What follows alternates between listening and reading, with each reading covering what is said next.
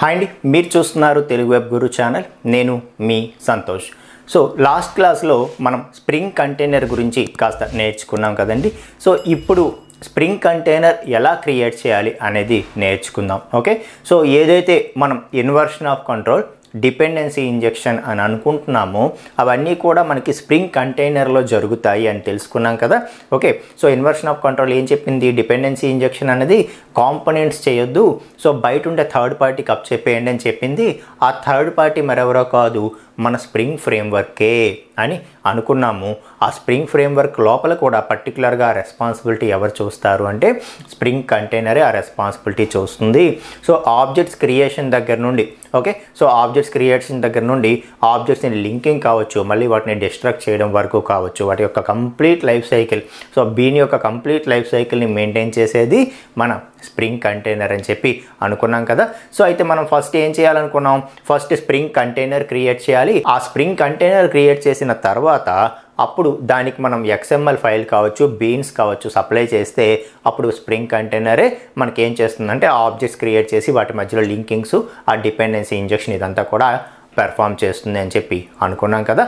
Right, so ఇప్పుడు మనం అసలు స్ప్రింగ్ కంటైనర్ ఫస్ట్ ఎలా క్రియేట్ చేయాలో చూద్దాం. ఓకే, సో ఒక స్ప్రింగ్ అప్లికేషన్కి ఇంపార్టెంట్గా ముందు చేయాల్సింది ఏంటైతే ఫస్ట్ బీన్స్ ఉన్నాయో బీన్స్ క్రియేట్ చేసుకోవాలి. ఓకే, సో ప్రతి బీన్ని కూడా ఎలా ఇన్స్టాన్షియేట్ చేయాలో ఆ కాన్ఫిగరేషన్ మెటాడేటా ఏదర్ XML రూపంలోనో లేకపోతే వేరే అదర్ వేస్లోనో ముందు మనం చెప్పుకోవాలి, క్రియేట్ చేసుకోవాలి. అవి కూడాను కాన్ఫిగరేషన్ మెటాడేటా. ఓకే, అలాగే వాటితో పాటు మనం ఏం చేయాలండి, మన స్ప్రింగ్ కంటైనర్ కూడా క్రియేట్ చేసుకోవాలి. ఆ స్ప్రింగ్ కంటైనర్కి ఈ కాన్ఫిగరేషన్ మెటాడేటా అనేది ఇస్తే అది ఏం చేస్తుందంటే ఆ కాన్ఫిగరేషన్ మెటాడేటా ద్వారా దాన్ని ఓపెన్ చేసి మన అప్లికేషన్లో ఏ బీన్స్ ఉన్నాయి వాటికి ఆబ్జెక్ట్స్ ఎలా క్రియేట్ చేయాలి అనేది చూసుకుంటుంది. చూసుకొని దానికి తగ్గట్టుగా ఆబ్జెక్ట్స్ క్రియేట్ చేయడం కావచ్చు, వాటి మధ్యలో ఆ లింకింగ్ కావచ్చు, ఆ వైరింగ్ బిట్వీన్ ఆబ్జెక్ట్స్ కావచ్చు, అదంతా కూడా పెర్ఫామ్ చేస్తుందని తెలుసుకున్నాం కదా. సో ఇప్పుడు స్ప్రింగ్ కంటైనర్ ఎలా క్రియేట్ చేయాలో చూద్దాం. సో లాస్ట్ క్లాస్లో స్ప్రింగ్ కంటైనర్ క్రియేట్ చేయాలంటే మనకి స్ప్రింగ్ కంటైనర్ని రిప్రజెంట్ చేస్తూ 2 ఇంటర్ఫేసెస్ ఉంటాయి. వాటిలో దేన్నైనా మనం యూజ్ చేస్తామని చెప్పాం కదా. సో అవేంటండి, ఒకటి వచ్చి బీన్ ఫ్యాక్టరీ, ఇంకొకటి వచ్చి అప్లికేషన్ కాంటెక్స్ట్ కదా. రైట్, సో బీన్ ఫ్యాక్టరీ అనేది ఏం చేస్తుందని చెప్పాను నేను. సో ఇది ఒక సింపుల్ అప్లికేషన్స్కి దీన్ని యూజ్ చేస్తాము, సింపుల్ అప్లికేషన్స్ వరకు దీన్ని యూజ్ చేస్తాము. లేదు మనం ఎంటర్ప్రైజ్ లెవెల్ అప్లికేషన్స్ డెవలప్ చేయాలంటే దాని సబ్ ఇంటర్ఫేస్ అయినటువంటి మన అప్లికేషన్ కాంటెక్స్ని యూజ్ చేస్తామని అనుకున్నాం కదా. రైట్, సో వీటి గురించి ఇంకాస్త డీప్గా ఇప్పుడు మనం మాట్లాడదాం. సో ఫస్ట్ మనం తెలుసుకోవాల్సింది ఏంటి, బీన్స్ ఎలా క్రియేట్ చేయాలో మనకు తెలియాలి, జావా క్లాసెస్ అవి ఎలా క్రియేట్ చేయాలో మనకి తెలుసు. ఓకే, సో నెక్స్ట్ ఇంకా మనం నేర్చుకోవాల్సింది ఏంటి, స్ప్రింగ్ కంటైనర్ ఎలా క్రియేట్ చేయాలి, ఇంకొకటి ఏంటి మనం కాన్ఫిగరేషన్ మెటాడేటా ఎలా క్రియేట్ చేయాలి. XMLలో లేకపోతే యానటేషన్సో లేకపోతే జావా కోడ్లోనో క్రియేట్ చేయొచ్చు. ఫస్ట్ మనం XML నేర్చుకుంటాము, ఆ తర్వాత యానటేషన్స్, ఆ తర్వాత జావా కోడ్ కూడా నేర్చుకుంటామని చెప్పాను కదా. రైట్, సో అయితే ఫస్ట్ మనం బీన్స్ ఎలా క్రియేట్ చేయాలంటే జావా క్లాసెస్ ఎలా క్రియేట్ చేయాలో మనకు తెలుసు. ఓకే, కాబట్టి దాని గురించి మనం పెద్దగా ఆలోచించక్కర్లేదు. నెక్స్ట్ మనం నేర్చుకోవాల్సింది ఏంటంటే ఈ కాన్ఫిగరేషన్ మెటాడేటా ఎలా క్రియేట్ చేయాలి, అంటే XML ఫైల్ ఎలా క్రియేట్ చేయాలి, అలాగే మన స్ప్రింగ్ కంటైనర్ ఎలా క్రియేట్ చేయాలి అన్నది నేర్చుకోవాలి. సో ఫస్ట్ ఈ క్లాసులో స్ప్రింగ్ కంటైనర్ ఎలా క్రియేట్ చేస్తారో చెప్తాను. ఆ తర్వాత నెక్స్ట్ క్లాసులో మనకి ఆ XML కాన్ఫిగరేషన్ అనేది మీకు నేర్పిస్తాను. సో అయితే మనం స్ప్రింగ్ కంటైనర్ క్రియేట్ చేయాలంటే ఏదర్ బీన్ ఫ్యాక్టరీ కానీ లేదంటే అప్లికేషన్ కాంటెక్స్ట్ కానీ ఈ రెండిట్లో ఏదో ఒక దాని హెల్ప్ తీసుకొని మనం స్ప్రింగ్ కంటైనర్ క్రియేట్ చేయాలి. అంటే దీనికి కానీ ఆబ్జెక్ట్ క్రియేట్ చేసేస్తే మనకి స్ప్రింగ్ కంటైనర్ వచ్చేసినట్టే. అయితే ఇక్కడ ఏంటంటే ఈ రెండు కూడా ఇంటర్ఫేసెస్ అండి. ఓకే, సో బీన్ ఫ్యాక్టరీ కానీ అప్లికేషన్ కాంటెక్స్ట్ కానీ ఈ రెండు కూడా ఇంటర్ఫేసెస్. ఒక ఇంటర్ఫేస్కి ఎలా ఆబ్జెక్ట్ క్రియేట్ చేస్తాం మనం? Okay, so first spring container create చేయాలంటే ఈ రెండిట్లో దేనికొకదానికి ఆబ్జెక్ట్ క్రియేట్ చేయాలి, అప్పుడే స్ప్రింగ్ కంటైనర్ రెడీ అవుతుంది. ఆ తర్వాత డిపెండెన్సీ ఇంజెక్షన్ కావచ్చు, IOC కావచ్చు, ఇదంతా కూడా ఆటోమేటిక్గా పెర్ఫామ్ పెర్ఫామ్ అవుతుంది. Okay, so inversion of control via dependency injection అనేది పెర్ఫామ్ అవుతుంది అని చెప్పి అనుకున్నాం కదా.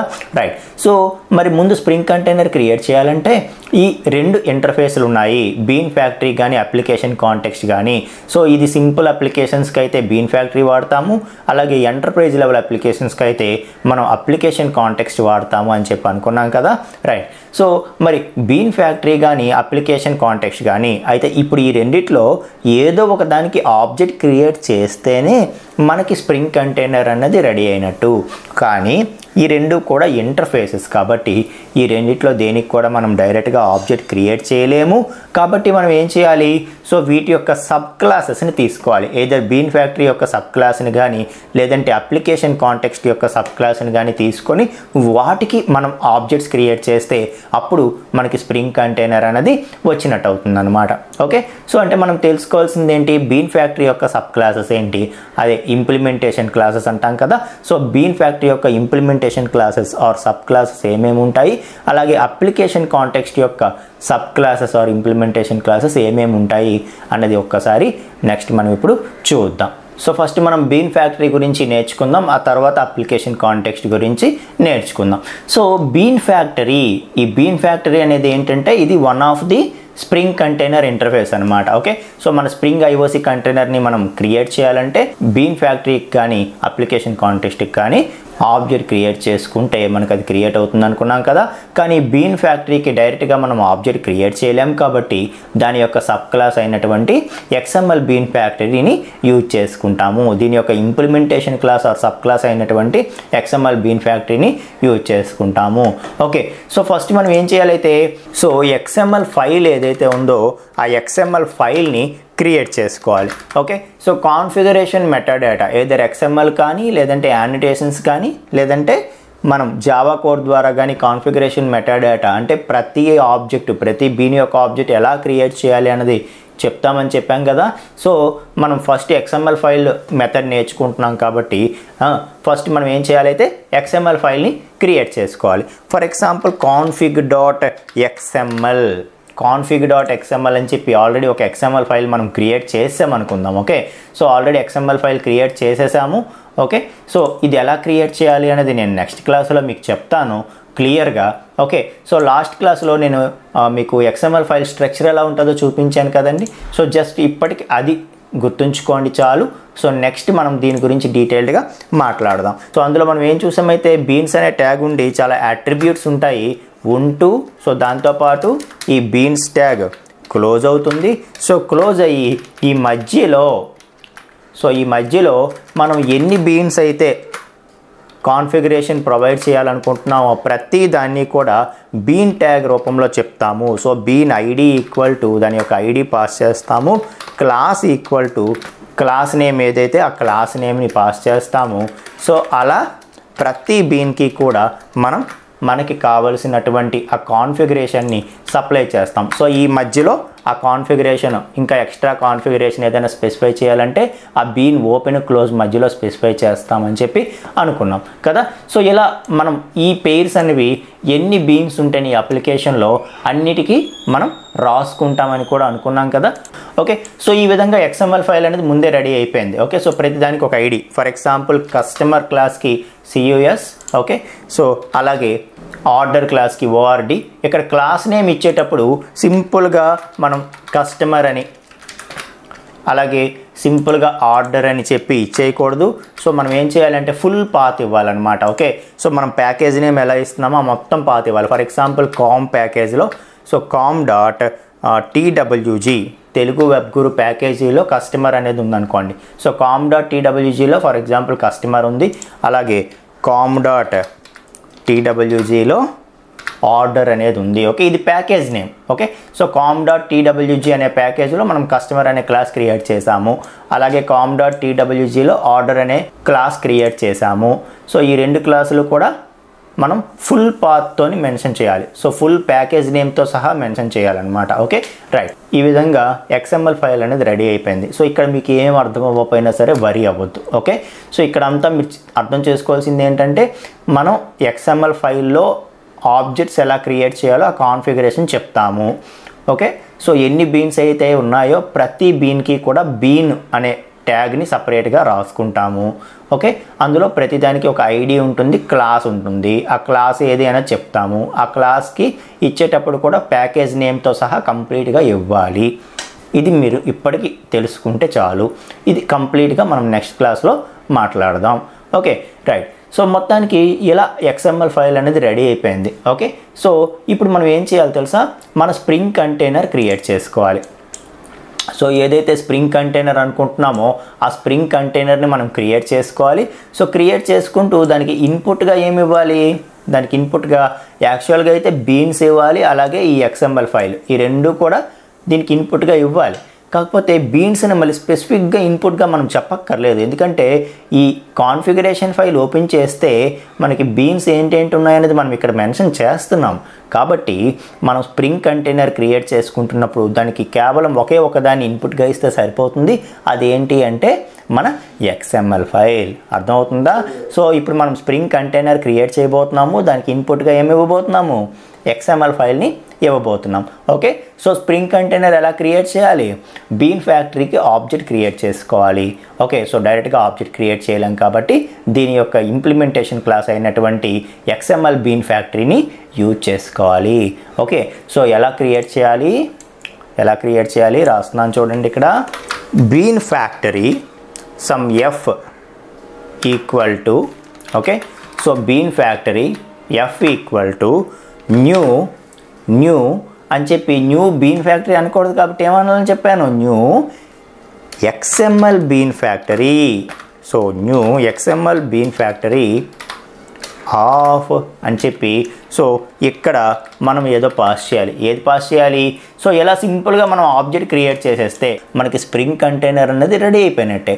కాకపోతే స్ప్రింగ్ కంటైనర్కి ఇన్పుట్గా ఏమి ఇవ్వాలని చెప్పాను నేను, XML ఫైల్ని ఇవ్వాలి. ఆ XML ఫైల్ ఇన్పుట్ని ఇక్కడ మనం పాస్ చేయాలి. కాకపోతే ఈ XML ఫైల్ తాలూకా నేమ్ని ఇక్కడ డైరెక్ట్గా config.xml అనేది ఏదైతే మనం సేవ్ చేసామో దాన్ని ఇక్కడ నేను సింపుల్గా config.xml అని ఇచ్చేస్తాను అని అంటే XML బీన్ ఫ్యాక్టరీ అనేది ఒప్పుకోదనమాట. సో ఈ XML బీన్ ఫ్యాక్టరీ అనేది ఏం చెప్తుందంటే, నేను డైరెక్ట్గా XML ఫైల్ నేమ్ తీసుకోను, రిసోర్స్ అనే ఒక ఇంటర్ఫేస్ ఉంది, ఆ రిసోర్స్ అనే ఇంటర్ఫేస్ టైప్నే నేను తీసుకుంటాను. కాబట్టి నువ్వు రిసోర్స్ టైప్ ఏదైనా ఒక ఆబ్జెక్ట్ క్రియేట్ చేసుకో, దాని ద్వారా నాకు XML పంపించు, నేను కేవలం రిసోర్స్ టైప్ ఆర్గ్యుమెంట్ని మాత్రమే యాక్సెప్ట్ చేస్తాను అని చెప్తుంది అనమాట. ఓకే, సో అయితే మనం XML ఫైల్ పంపించాలంటే ఏం చేయాలి, రిసోర్స్ టైప్ ఆబ్జెక్ట్ని ముందు క్రియేట్ చేసుకోవాలి. ఈ XML ఫైల్ కోసం రిసోర్స్ టైప్ ఆబ్జెక్ట్ని ఒకటి క్రియేట్ చేసుకొని దాన్ని ఇక్కడ ఆర్గ్యుమెంట్గా పాస్ చేయాలి. ఓకే, సో ముందు మనం ఏం చేయాలి, రిసోర్స్ టైప్ ఆబ్జెక్ట్ని క్రియేట్ చేసుకోవాలి. So resource some R equal to new అని చెప్పి, మళ్ళీ న్యూ రిసోర్స్ అనకూడదు.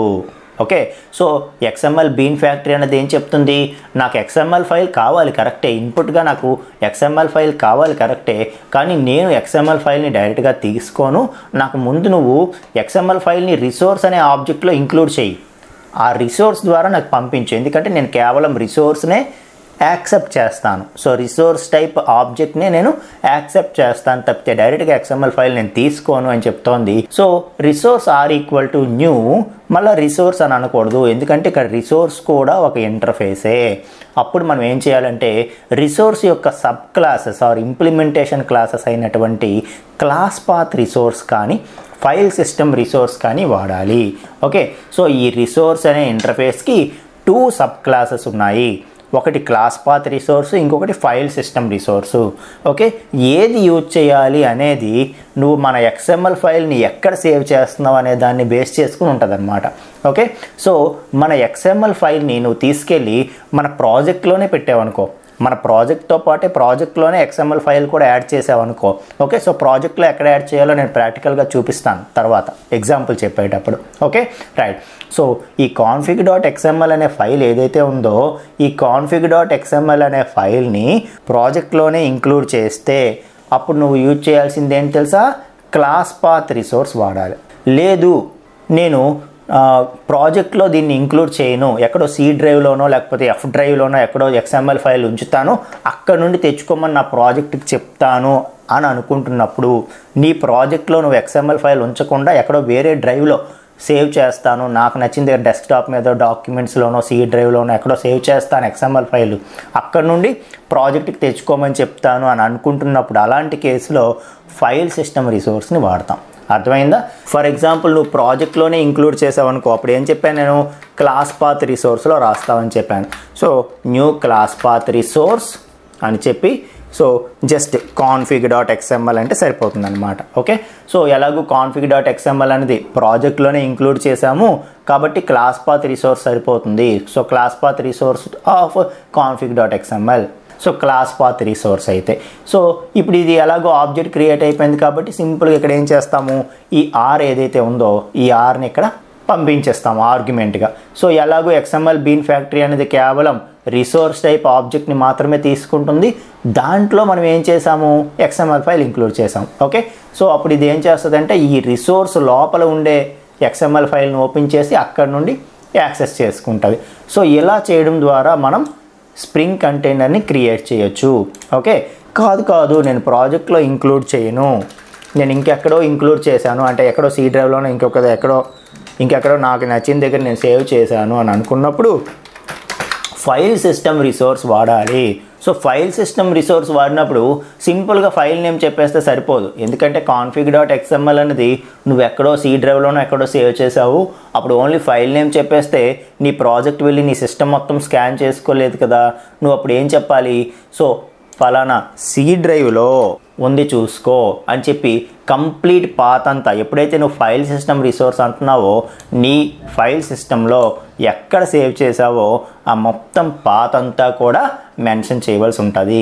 అంటే నువ్వేం చేయాలి, ముందు రిసోర్స్ టైప్ ఒక ఆబ్జెక్ట్ క్రియేట్ చేసుకొని దాన్ని ఇక్కడ దీనికి పాస్ చేస్తే ఆ రిసోర్స్ ద్వారా నువ్వేం చేస్తున్నావు, నీకు కావాల్సిన XML ఫైల్ని ఇక్కడికి పంపిస్తున్నావు. ఇదేం చేస్తుందంటే ఆ XML ఫైల్ని ఓపెన్ చేసి కావలసినటువంటి మన IOC ఇన్వర్షన్ ఆఫ్ కంట్రోల్ని పెర్ఫామ్ చేస్తుంది అనమాట. అర్థమైందా? సో అంటే ఏంటి, బీన్స్ దాని యొక్క ఆబ్జెక్ట్స్ క్రియేషను లింకింగ్ ఇదంతా కూడా పెర్ఫామ్ చేస్తుంది అనమాట. Okay, right. సో ఈ విధంగా మనం ఏం చేయొచ్చు అంటే బీన్ ఫ్యాక్టరీ యూజ్ చేసి మనం ఆబ్జెక్ట్ని క్రియేట్ చేసి మనం స్ప్రింగ్ కంటైనర్ని క్రియేట్ చేయొచ్చు.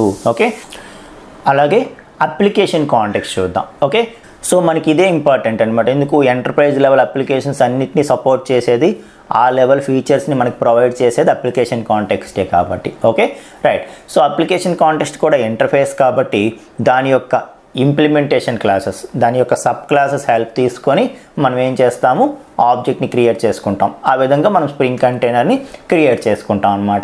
ఓకే, సో దీనికి కూడా మనకి డిఫరెంట్ ఇంప్లిమెంటేషన్ క్లాసెస్ ఉంటాయి. ఓకే, సో ఇక్కడ చూడండి మనకి రిసోర్స్ అవసరం లేదనమాట. సో మనకి బీన్ ఫ్యాక్టరీలో అయితే XML బీన్ ఫ్యాక్టరీ ఏం చేసింది, నాకు రిసోర్స్ టైప్ ఆబ్జెక్ట్ ముందు క్రియేట్ చేసుకొని దాన్ని పాస్ చేయన్నది కదా. ఇక్కడ అలా అవసరం లేదు. సో డైరెక్ట్గా ఇది ఏం చేస్తుందంటే నీకు XML ఫైల్నే తీసుకుంటుంది అనమాట. సో ఇక్కడే చూడండి మనకి class path XML application context అనే ఒక సబ్ క్లాస్ ఉంది, file system XML application context అనే సబ్ క్లాస్ కూడా ఉంది. ఓకే, సో నువ్వు XML ఫైల్ని ప్రాజెక్ట్లోనే ఇంక్లూడ్ చేస్తే కనుక class path XML application context create చేసుకుంటావు, లేదు ఈ XML ఫైల్ని నీకు నచ్చిన దగ్గర ఎక్కడో సేవ్ చేసుకుంటే ఫైల్ సిస్టమ్ XML అప్లికేషన్ కాంటెక్స్ట్ని యూజ్ చేసుకుంటావు. ఓకే, సో అప్పుడు సింపుల్గా స్టేట్మెంట్ ఎలా రాస్తామండి, అప్లికేషన్ కాంటెక్స్ట్ C = న్యూ, ఇద్దరు వీటిలో ఏదో ఒకటి మనం యూజ్ చేయాలి కదా. సో ఫర్ ఎగ్జాంపుల్ నా XML ఫైల్ నేను ప్రాజెక్ట్లోనే ఇంక్లూడ్ చేసుంటే కనుక డైరెక్ట్గా new class path XML application context of అని చెప్పి ఇంకా మరి రిసోర్స్ అవసరం లే, డైరెక్ట్గా నువ్వు ఇక్కడ నీ XML ఫైల్ నేమ్ని ఇచ్చేయచ్చు అనమాట. ఓకే, సో డైరెక్ట్గా XML ఫైల్ నేమ్ని ఇచ్చేస్తే సరిపోతుంది. Okay, so application context C = new class path XML application context. ఎప్పుడు class path XML application context వాడతాము, మన XML ఫైల్ అనేది ప్రాజెక్ట్లోనే ఇంక్లూడ్ చేసినప్పుడు, అంటే క్లాస్ పాత్ ఎక్కడ ఉందో అక్కడే ప్లేస్ చేసినప్పుడు మనం డైరెక్ట్గా దీన్ని ఇచ్చేయచ్చు అనమాట. So class path XML application context use చేస్తూ జస్ట్ నేమ్ మనం మెన్షన్ చేస్తే సరిపోతుంది. ఈ ఫైల్లో ఉంది చూసుకో, నీకు కావాల్సిన కాన్ఫిగరేషన్ అంతా ఈ ఫైల్లో ఉంది చూసుకో అని చెప్తే సరిపోతుంది. అలా కాదు XML ఫైల్ నేను ఇంకెక్కడో సేవ్ చేస్తానంటే అప్పుడు class path XML application context బదులు మనం ఏం చేయాలంట file system XML application context వాడాలి. అప్పుడు ఓన్లీ ఫైల్ నేమ్ చెప్తే సరిపోదు, మొత్తం కంప్లీట్గా పాత్ అంతా మెన్షన్ చేయాలి. ఫర్ ఎగ్జాంపుల్ సి డ్రైవ్లో సో అండ్స్ ఆఫ్ ఫోల్డర్లో అని కంప్లీట్ పాత్ అంతా ఇవ్వాలన్నమాట. అక్కడ నుండి సిస్టమ్ అనేది తీసుకుంటుంది. ఓకే, సో ఈ విధంగా మనం కంటైనర్ని క్రియేట్ చేసుకోవచ్చు. ఓకే, సో ఇవి జస్ట్ నార్మల్ అప్లికేషన్స్కి. అలా కాదు వెబ్ అప్లికేషన్ అనుకో. ఓకే, సో మనం వెబ్ బేస్డ్ అప్లికేషన్ చేయాలంటే ఇప్పుడు మనం ఇంతవరకు చూసింది ఏంటి, స్టాండ్ అలోన్ అప్లికేషన్కి మనకి either class path XML application context కానీ file system XML application context కానీ వాడతాం. అదే మనం వెబ్ అప్లికేషన్ అనుకో అప్పుడు ఏం చేయాలంట XML వెబ్ అప్లికేషన్ కాంటెక్స్ట్ని వాడాలి. ఓకే, సో మనది వెబ్ అప్లికేషన్ అయితే XML వెబ్ అప్లికేషన్ కాంటెక్స్ట్ని యూజ్ చేయాలి.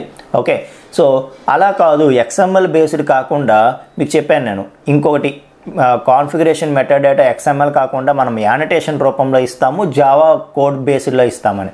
జావా కోడ్ బేస్డ్ అయితే ఇదేం అవసరం లేదు. ఓకే, బట్ యానటేషన్ బేస్డ్ అనుకోండి.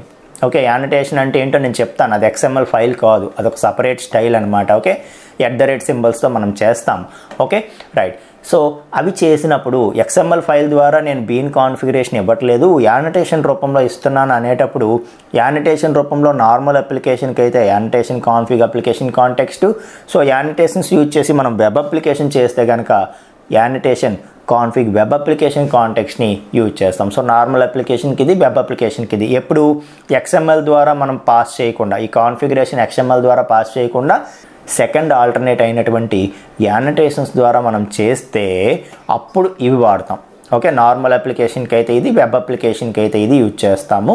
ఓకే, అలా కాదు XML ద్వారా అయినప్పుడు వీటిలో ఏదో ఒకటి యూజ్ చేస్తాం. సో వీటిలో కూడా నార్మల్ అప్లికేషన్కి అయితే ఇవి వాడతాము, వెబ్ అప్లికేషన్కి అయితే ఇది వాడతాం.